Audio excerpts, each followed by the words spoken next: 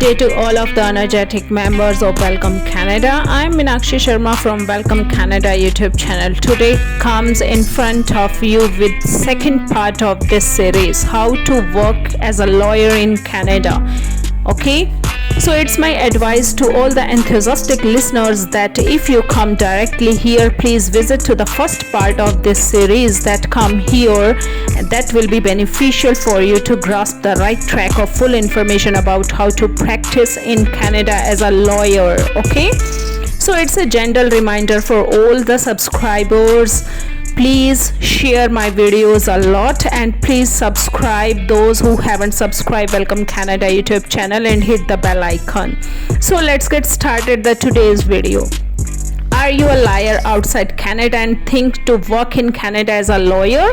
Let's discuss the important points that we already discussed in the first part of the series, that what to do for working as a lawyer in Canada. In first part, we will discuss the entire process related to this, and then we will discuss how many exams will you have to write. If you want to answer these questions, then go and visit the first part of the series. In this video, we will discuss what will you receive to allow you to practice law in Canada. My friends, once you have passed all of the required NCA exams, you will receive a COQ, that means a certificate of qualification, which permits you to enroll in individual province law society admission program.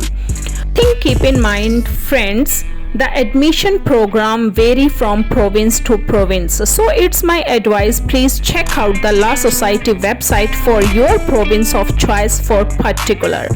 I will put the link in the description box to help you to choose your provincial law society as per your interest.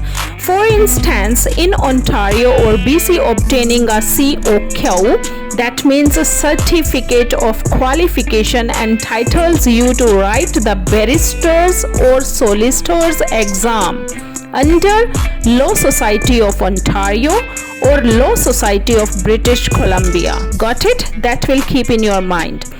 So let's get started again.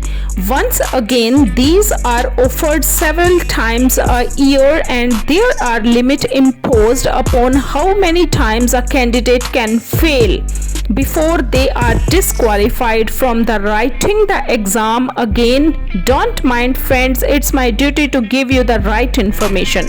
If you choose to do, then during the same testing period, the exam are 2 weeks apart and about 7 hours each in duration.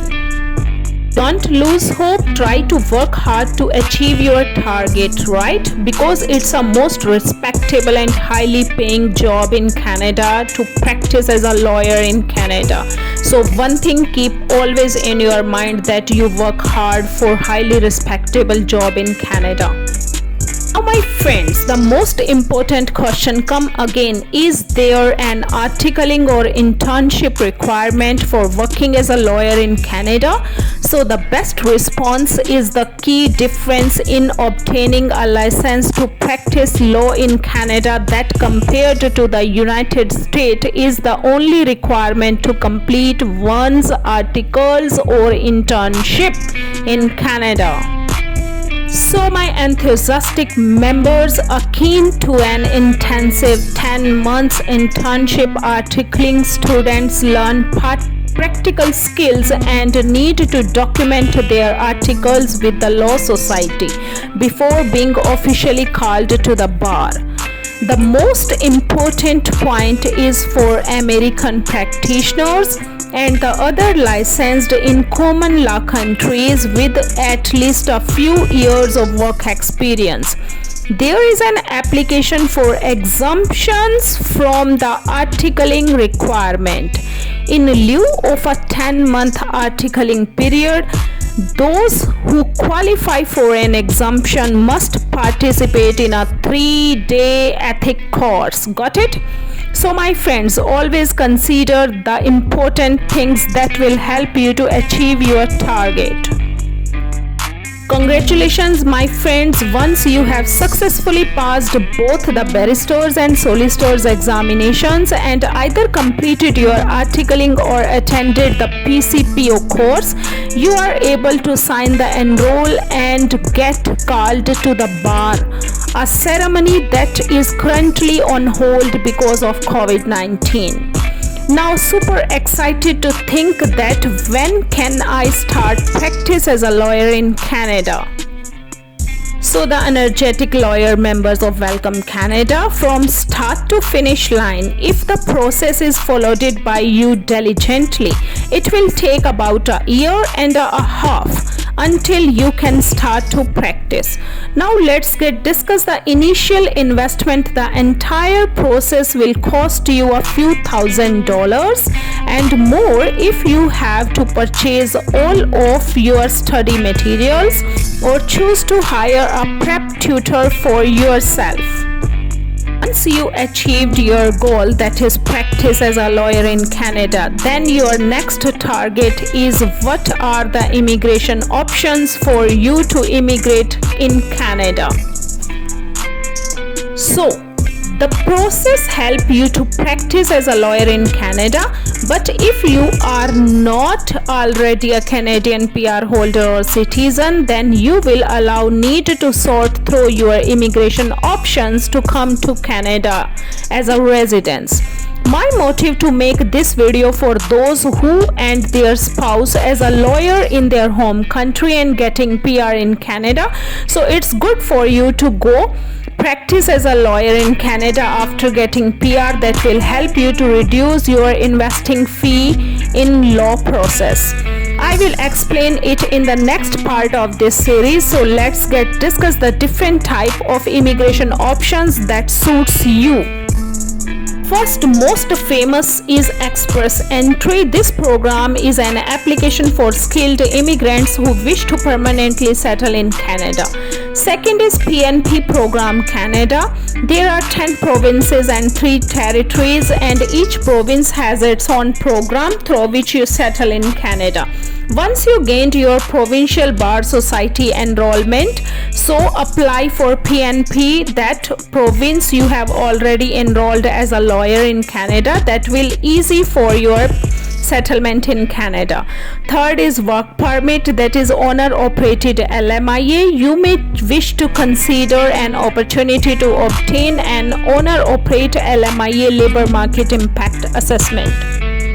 And my friends, if you don't have the capital to invest and don't qualify for Express Entry, you may also be eligible to obtain a work permit if you are able to secure a serious offer of an employment through a Canadian law firm. The Canadian legal profession is always in need of hardworking people who want to contribute to the economy, and depending on your area of interest and expertise, you may in fact have a good future in Canada as a lawyer. So my friends, good luck for your best dream to come into reality. Don't lose hope. We always think the first part, that is we first clear the NC exam, then the barrister and solicitor exams, then the articling process. But it's my advice, don't think about the exam pattern, right? Always think about the last day when you achieve your target and feel good and relaxed and enjoyed yourself, to feel satisfaction with yourself, that you work hard and build your career with highly paying dollar position and respectable job in Canada.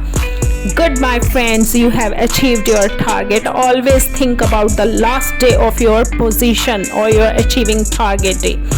So best of luck for your exam. Don't lose hope. Try to work hard and achieve your target. In next part, we will discuss the detailed process or step by step the NCA assessment process and its fee structure. The NCA is the National Committee Accreditation. So thanks for watching this video. If you like this video, subscribe, like, share, comment on Welcome Canada YouTube channel. If you like my videos, so please share it more and hit the bell icon so that you will achieve the latest information related to Canada. Got it? Au revoir, goodbye my friends, and best of luck. Don't lose hope, try work hard and achieve the best position on highly paying job, that is lawyer. I always feel excited, super excited to saw black and white dress lawyer in the court. Goodbye my friends.